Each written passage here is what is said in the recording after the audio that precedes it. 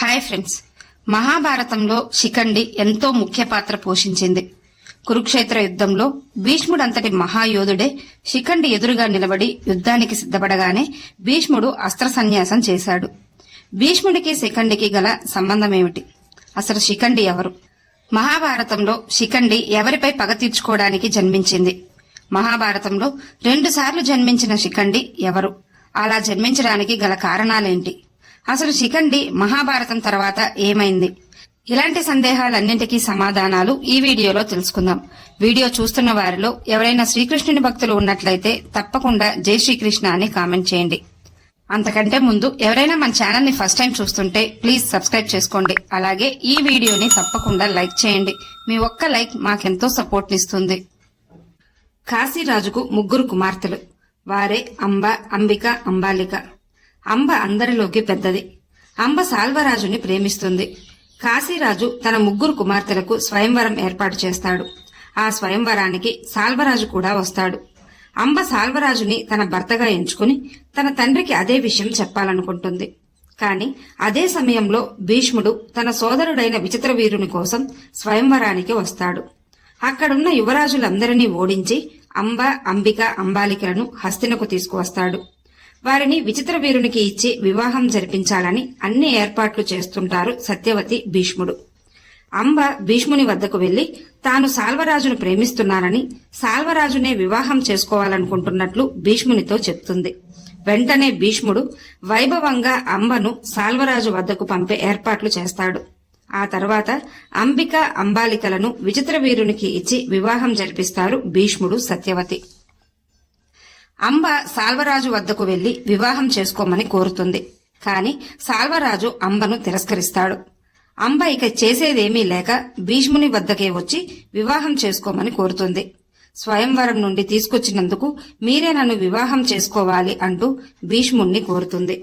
కాని భీష్ముడు తాను బ్రహ్మచర్యం పాటిస్తానని మాటిచ్చాను, ఆ మాటకు కట్టుబడే జీవిస్తానంటూ చెప్పి అంబను వివాహం చేసుకోవడానికి నిరాకరిస్తాడు.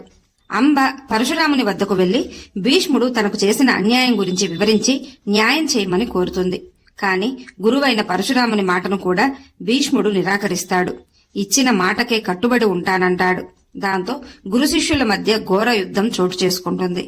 చివరకు దేవతలు ఆ యుద్ధాన్ని అదుపు చేస్తారు. భీష్మునిపై పగ ప్రతీకారాలతో రగిలిపోతుంది అంబ. అంబ జీవితంపై నిరాశతో తపస్సుకై అడవులకు వెళ్లిపోతుంది. కార్తికేయునికై ఘోర తపస్సు చేస్తుంది. అంబ తపస్సుకు మెచ్చిన కార్తికేయ భగవానుడు ఆమెకు తామర పువ్వుల దండను ప్రసాదిస్తాడు. అలాగే ఆ మాల ఎవరు ధరిస్తే వారు భీష్ముణ్ణి వధించే శక్తి పొందుతారనే వరాన్ని ప్రసాదిస్తాడు. ఆ మాల తీసుకుని అంబ ఎందరో రాజులను, యోధులను కలుస్తుంది. విషయం చెప్పి భీష్ముణ్ణి వధించమని కోరుతుంది. కాని ఎవ్వరూ ఆ మాలను తీసుకోవడానికి అంగీకరించరు. భీష్మునికి భయపడి భీష్ముని వీరత్వం ముందు నిలవలేమంటూ అందరూ నిరాకరించారు. చివరి ప్రయత్నంగా అంబ ద్రుపద మహారాజు రాజ్యానికి వెళ్లి ద్రుపదుణ్ణి ఆ మాల ధరించమని కోరుతుంది.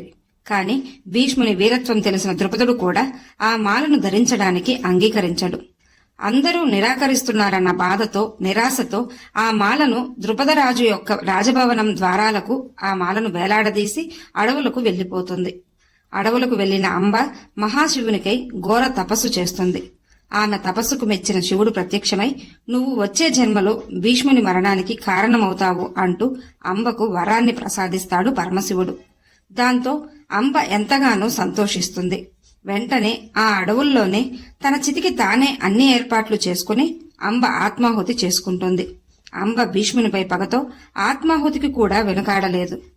అదే సమయంలో ద్రుపదుడు సంతానం కోసం పరమశివునికై ప్రార్థించాడు. పరమశివుణ్ణి ప్రసన్నం చేసుకున్నాడు. దాంతో పరమశివుడు ద్రుపదునికి ఒక వరాన్ని ప్రసాదిస్తాడు. నీకు అమ్మాయి జన్మిస్తుంది, కొంతకాలం తర్వాత పురుషునిగా మారతాడు అంటూ శివుడు చెప్తాడు.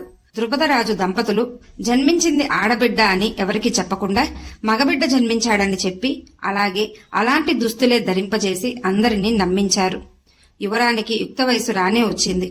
ఆమె రాజభవనం ద్వారానికి వేలాడదీసిన మాలను ధరిస్తుంది. దాంతో ద్రుపదుడు ఎంతగానో భయపడతాడు. భీష్మునితో విరోధం అంటే తనకు, తన రాజ్యానికి మంచిది కాదని ద్రుపదుడు కంగారు పడతాడు. ఎలాగైనా తన కుమార్తె పురుషునిగా నమ్మిన అందరికీ ఇప్పుడు ఒక రాకుమార్తెను ఇచ్చి వివాహం జరిపించాలనుకుంటాడు. దశరథ రాజు అయిన హిరణ్యవర్మ కుమార్తెను ఇచ్చి వివాహం జరిపిస్తాడు ద్రుపదుడు. హిరణ్యవర్మ కుమార్తె వివాహమైన వెంటనే తన భర్త పురుషుడు కాదని తన తండ్రికి కబురు పంపిస్తుంది. అలా హిరణ్యవర్మకు ద్రుపదునికి మధ్య పెద్ద గొడవ జరుగుతుంది. అప్పుడు హిరణ్యవర్మ వారం రోజుల్లో నీకు జన్మించింది కుమార్తెనో కుమారుడో పరీక్ష పెడతాను, అప్పుడు తేల్చుకుందాం అంటూ హెచ్చరించి వెళ్లిపోతాడు. ద్రుపదుని కుమార్తె అదంతా చూసి ఎంతగానో బాధపడి తన వల్ల తన తండ్రికి గౌరవ మర్యాదలకు ఆటంకం కలుగుతుందని భావించి ఎవరికీ చెప్పకుండా అడవులకు వెళ్లిపోతుంది. మానవులు ఆ అడవిలోకి వెళ్లడానికి భయపడతారు. ఎవ్వరూ వెళ్లలేని ఆ అడవిలోకి ప్రవేశిస్తుంది ద్రుపదుని కుమార్తె. స్థూనకర్ణుడు అనే యక్షుడు ఆ అడవిలో నివసిస్తుంటాడు. ఆమెను చూసిన స్థూనకర్ణుడు ఏమైందంటూ ప్రశ్నిస్తాడు. దాంతో శివుని వరప్రభావం వలన ఆమె అంబగా జన్మించినప్పటి నుంచి ఇప్పటి వరకు జరిగినందంతా వివరిస్తుంది. ఆమె కథ విన్న యక్షుడు ఆమెపై జాలిపడి నీ పని పూర్తయ్యే వరకు అంటే కొంతకాలం మాత్రమే లింగ మార్పిడి చేసుకుందామని సలహా ఇస్తాడు. దాంతో ఆమె అంగీకరించి ఇద్దరూ లింగ మార్పిడి చేసుకుంటారు. అప్పటి నుండి ఆమెను అంటే పురుషునిగా మారాక శిఖండిగా పిలువపడ్డాడు. శిఖండిగా మారాక తన తండ్రి వద్దకు తిరిగి వచ్చి జరిగినదంతా చెప్పడంతో ద్రుపదుడు ఎంతో సంతోషించాడు. ఆ తరువాత హిరణ్యవర్మ చాలా మంది అందమైన స్త్రీల ద్వారా పరీక్షించగా అతను పురుషుడని వాళ్ళు తేల్చి చెప్తారు. శిఖండి అప్పటి నుండి పురుషునిగా మారి భీష్మునిపై పగ తీర్చుకోవడానికై వేచి చూశాడు. ఆ తరువాత ద్రోణాచార్యునిపై పగతో ద్రుపదుడు యజ్ఞం చేయగా ఆ యజ్ఞం నుండి ఒక కుమారుడు ఒక కుమార్తె జన్మిస్తారు. వారే దృష్టద్యుమ్నుడు ద్రౌపది. ద్రౌపది ఆ తర్వాత పాండవులందరికీ భార్య అయింది. కౌరవులకు పాండవులకు మధ్య కురుక్షేత్ర యుద్ధం ప్రారంభమైంది. పాండవ సైన్యానికి సైన్యాధ్యక్షునిగా దృష్టద్యుమ్నుణ్ణి ఎంపిక చేస్తారు. శిఖండి కూడా పాండవ పక్షాన నిలబడి ఎంతో వీరోచితంగా పోరాడాడు. కురుక్షేత్ర యుద్ధం 10వ రోజున శిఖండి తన అస్త్రాలతో భీష్మునితో యుద్ధానికి సిద్ధపడి ఎదురు నిలవడంతో వెంటనే భీష్ముడు తన అస్త్రాలను త్యజిస్తాడు. శిఖండి 2 బాణాలు వేయగానే వెనుక నుండి అర్జునుడు వందలాది బాణాలు భీష్మునిపై కురిపించాడు. భీష్ముడు ఆ అస్త్రాలనే అంపశయ్యగా మార్చుకుని చాలా కాలం అలానే ఉండి ఉత్తరాయణ పుణ్యకాలంలో తన దేహాన్ని వదిలేశాడు. అయితే కురుక్షేత్రంలో పాండవులు విజయం సాధించాక అదే రోజు రాత్రి అశ్వత్థామ తన తండ్రి ద్రోణాచార్యుణ్ణి పాండవులు చంపారన్న కోపంతో వారిని చంపడానికై వస్తాడు. పాండవులనుకొని నిద్రిస్తున్న ఉప పాండవులను తలలు నరికేస్తాడు. అడ్డు వచ్చిన శిఖండిని కూడా తల నరికేస్తాడు. అలా శిఖండి అశ్వత్థామ చేతిలో కురుక్షేత్ర యుద్ధం తర్వాత మరణించాడు. లింగ మార్పిడి చేసుకున్న యక్షునికి శిఖండి మరణం తర్వాత తన రూపం తనకు వచ్చేసింది. ఈ వీడియో మీకు నచ్చినట్లయితే లైక్ చేయండి, షేర్ చేయండి, అలాగే సబ్స్క్రైబ్ చేసుకుని పక్కనే ఉన్న బెల్ ఐకాన్ని ఆన్లో ఉంచుకోండి. Thanks for watching.